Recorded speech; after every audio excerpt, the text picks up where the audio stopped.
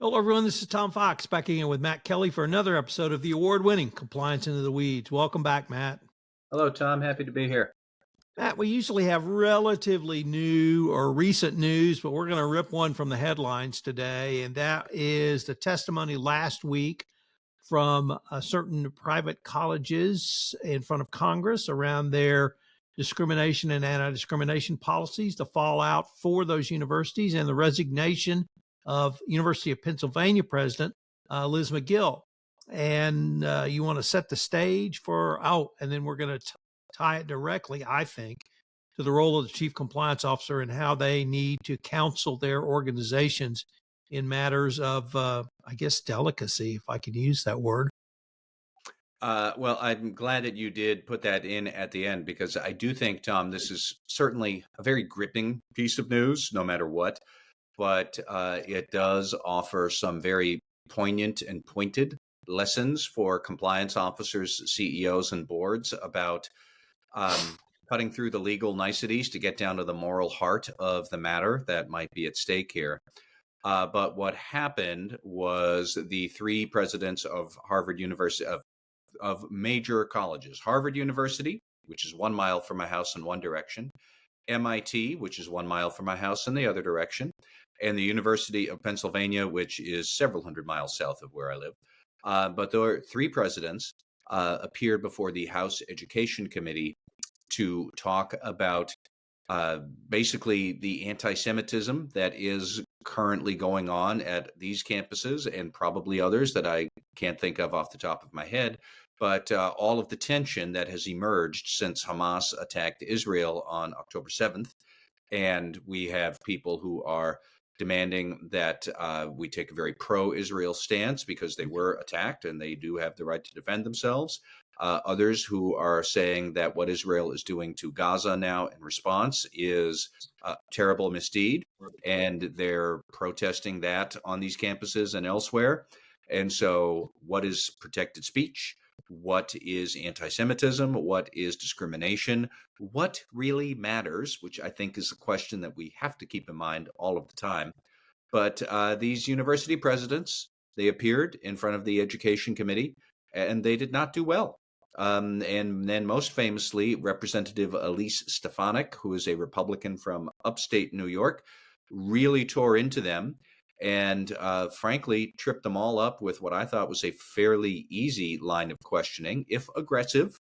But she was basically asking them if calls for genocide of Jews would violate the harassment policies at these campuses. And all three presidents gave very dry, desiccated, lawyerly responses that were terrible. And so far, the University of Pennsylvania president, as you said, she resigned over the weekend. Claudine Gay, the president of Harvard University, she just received an endorsement from Harvard's executive committee. That is basically the central board that governs Harvard. They have a very large board of board overseers. The executive committee of that board just endorsed her leadership this afternoon. So at least for now, she seems to be staying. And then we also have MIT's president, Sally Kornbluth, and I am not sure what her status is. She's there at MIT today. I don't know if she may be forced out or not. Man, I really think there are some very significant lessons for every chief compliance officer, and I want to start with the answers that these presidents gave to what I think you accurately described was a fairly straightforward question. And clearly, each of these university presidents had been prepared by a law firm, been prepared to basically say nothing, and it came across absolutely terribly. I've watched each one of those clips multiple times, and almost as if the same law firm wrote the script for each one, but the question was fairly straightforward, and you articulated it quite well. So that really leads to kind of the first point I want to explore is why a chief compliance officer needs to be, if not in control, certainly at the head or near the head of the table when messaging comes out over some event that's going to impact multiple stakeholders. Because the legal response, the optics of it were just terrible, in my opinion. I agree. And I only watched in detail the grilling of Harvard's President Gay, and that alone was painful to watch. Um, but Tom, you and I have talked before about the importance of keeping the ethics and compliance function separate from legal. With like, this is what happens when you leave the lawyers in charge. That sometimes they will get so wrapped up in the legal nuance of how to answer a question and how to avoid saying something that might incur some sort of liability somehow, that they lose sight of the bigger picture, which is the ethics part here, the ethical value of people should feel safe on college campuses. These are all private universities. I appreciate that they like to talk about academic freedom, but they're not the government. You don't actually have a right to free speech on a college campus. So they could have just cut through to the heart of the matter. And if there is somebody calling for violence or genocide against a certain person on the university campus, I think it's kind of a no-brainer to say, yeah, that person should be booted off. And if they're students, they should be looking at suspension or expulsion. If they are just regular Joes wandering through, they should have the cops called and get a restraining order and keep them off. Like, you can answer that question. And Congressman Stefanik was actually quite clear in trying to get yes or no questions. And all three presidents, like, they never actually would volunteer to say yes. They would not volunteer to say no. It was always these lawyerly, squirrely sort of nuanced answers that didn't answer a yes or no question. And, what did they think was going to happen? I often come back to saying that, but that really does seem like an apt response here. Each of the responses was along the lines of the following: well, you have to take each utterance and each speech on its own. You have to determine if it was directed at anyone. The person who it was directed at has to make a complaint. There has to be an investigation, and there has to be a determination of intent. And none of that is needed, period. No. End of statement. And I guess that really leads to maybe exploring. There are obviously multiple stakeholders here, and every university has multiple stakeholders. Private universities, perhaps, but only perhaps, have one less stakeholder, and that's state university reports to the governor of the state of they live in, or the state the university is located, or board of trustees appointed by the governor, so that there's a governmental oversight. But there's students, there's professors, there's alumni, there's the faculty, there's the administration, but there's a greater public out there. And neither you nor I believe, went to Ivy League schools, but it does not diminish my respect for them as academic institutions, and in many ways, thought leaders in academia across the United States. So perhaps there's even that stakeholder group. How do you begin to think through navigating something that complex? Or is that just something every business, every chief compliance officer needs to be ready to do? Well, first, Tom, I'd like to back up and talk a little bit more about Congressman Stefanik and the preface and the groundwork that she laid before she actually asked the presidents, is this a violation of your code of conduct or not? Because it illuminates an important point. What Congressman Stefanik actually said, and I watched it again, watched her interrogation of President Gay just this afternoon. She asked whether students leading the cheer, which students at Harvard were doing last week, a cheer, quote, only one solution, intifada, revolution, globalize intifada. That was their cheer. And intifada is an uprising of Palestinians against their Israeli government that has been occupying the West Bank and Gaza Strip for decades now. But the intifada is very clearly seen as a call for armed uprising and violence against the Israelis who are occupying Palestinian territory. And so Congressman Stefanik said, is that a call for genocide or not? Because Congressman Stefanik, I think it is. President Gay, don't you think that too? And President Gay eventually said, yes, she did. But my point in calling all of this out is that I do suspect at least some of the students who were, frankly, just morons for engaging in this behavior at all, I don't know that they did know that that's what the Intifada actually means. And it calls out the distinction that are you responsible as a speaker for what you say, or are you responsible for what people hear? Because those are often not the same things.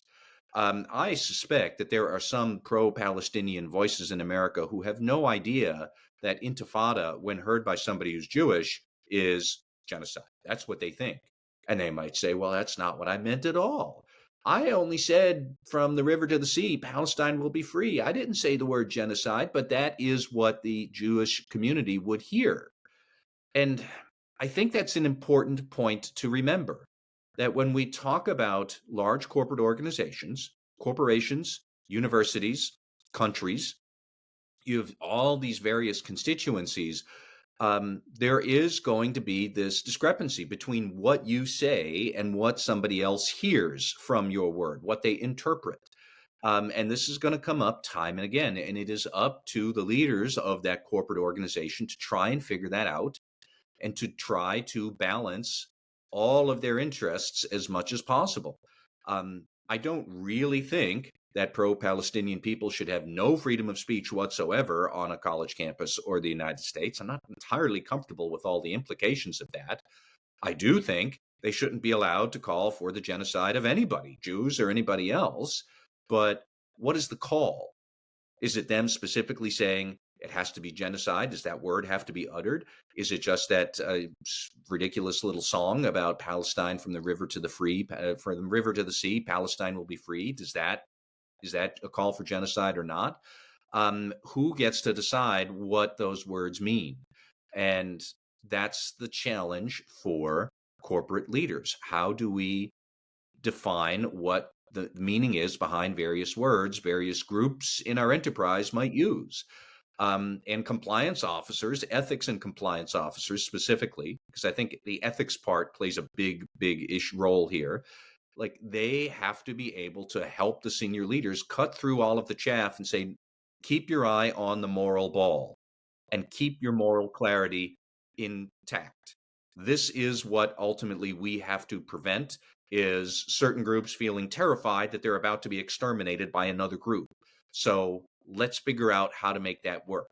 It is an important conversation to have. I don't presume to know how to have it about the Israeli-Palestinian issue or many other issues, but that's the thing that senior leaders have to think about is, what are we saying and what are other groups hearing? And if those messages are in conflict, how do we get that resolved in a way that makes moral sense and squares with our ethical values? And that's the thing that all three presidents, like, they were terrible at trying to explain that the other day. It's, I think, one level to think about that and talk about that internally to a corporation when you think you might have to comment publicly. These three presidents were called to testify before Congress, and they knew they were going to have to answer this question. A CEO may be called to testify in front of Congress, and he better or she better be prepared to answer these questions, because at that point, if you don't answer it, it's even worse, Yes. which is what we saw. I mean, I Um, think that people follow leadership, they follow clarity, and neither of those things were present in the answers last week. what about the pushback now? Obviously, former President McGill from Penn has resigned, largely, well, we don't largely know, but she did resign. And there were certain alumni who pushed for that. Bill Ackerman has been very vocal in his displeasure with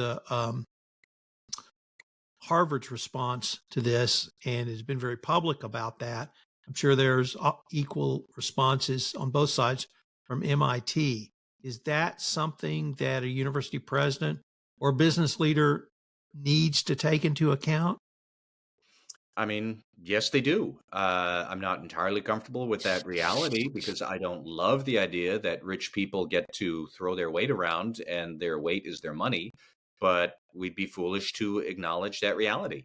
Yeah, sure. If all of your rich donors say we're going to close up our checkbooks and you don't get any more of our money, That's an important thing for a university president. Half of their job is trying to court donors and keeping the alumni association on their side. There's a lot of different constituencies that you are trying to court.